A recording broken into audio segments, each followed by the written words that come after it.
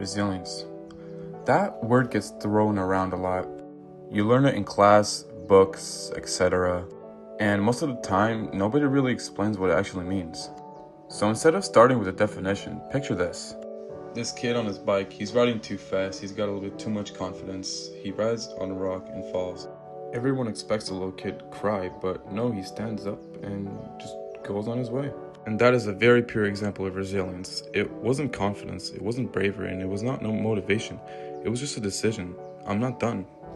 And the kid doesn't even know what resilience means. He didn't Google it, he didn't plan it, and he didn't give himself a speech. He just got on his bike and kept riding.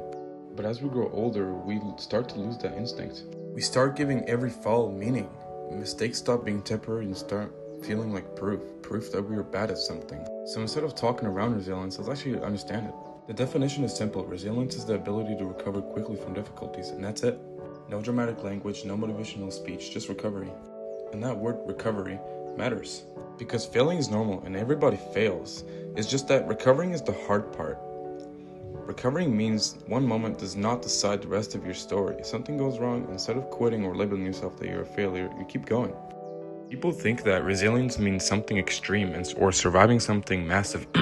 But real resilience is quiet, and it happens when nobody's watching. Like that kid, he did nothing heroic, he just fell, recovered, and continued. But as we get older, falling changes. When you're a kid, falling hurts your body, you scrape your knee and whatever. But when you get older, falling starts to hurt your confidence, your pride, and your sense of direction. You don't fall off bikes anymore, you just fall behind. Behind in school, behind expectations, behind everyone. These falls cause doubt, they make you hesitate, and that is when resilience becomes necessary. And here's an important truth. Resilient people are not always strong. They get tired, they doubt themselves, they feel unmotivated, and they question if what they're doing is even worth it. And strength is loud, resilience is quiet.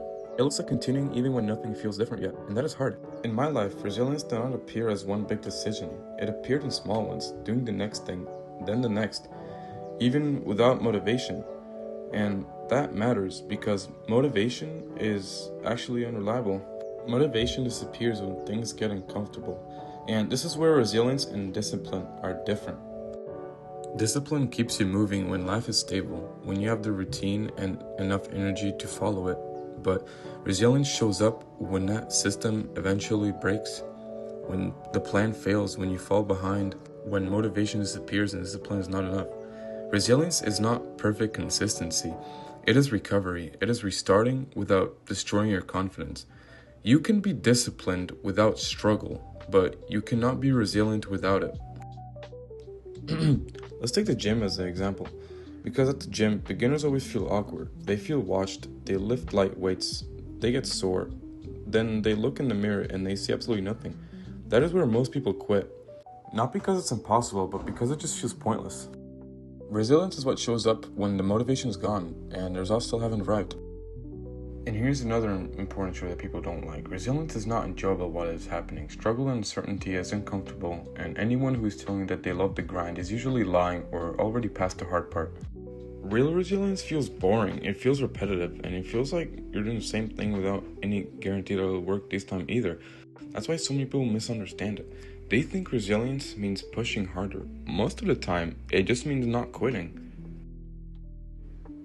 This is where comparison starts to get dangerous. You see people who seem ahead in school, ahead socially, ahead mentally, ahead in life, and suddenly your struggle feels like a personal failure instead of a normal part of growth.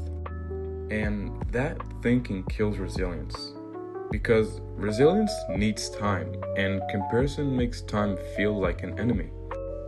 Most people who look confident are just better at hiding confusion. Most people who look successful failed more times than they admit. You don't see the rocks that they hit, you only see that they're still riding. Remember, resilience is not quitting, and it is not giving up on yourself. It is choosing to continue when things do not go as planned. You're still riding.